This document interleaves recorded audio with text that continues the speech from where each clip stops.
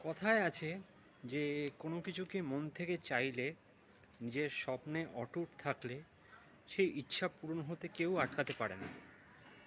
হ্যাঁ, ঠিকই ভেবেছেন।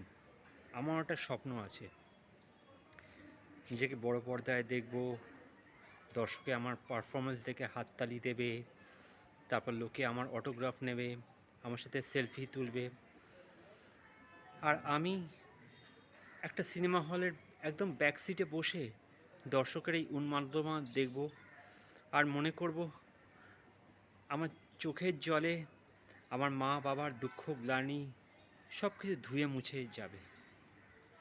ও হ্যাঁ, আপনাদের একটা কথা বলা হয়নি। গত বছর করোনা মহামারীতে আমি আমার বাবা মা দুজনকেই হারিয়েছি। আমি তাদের আর তার সাথে হারিয়েছি আমার স্বপ্ন ও আত্মবিশ্বাসকে। আমি পারিনি আমার স্বপ্ন পূরণ করতে, কিন্তু আজই আমার শেষ সুযোগ।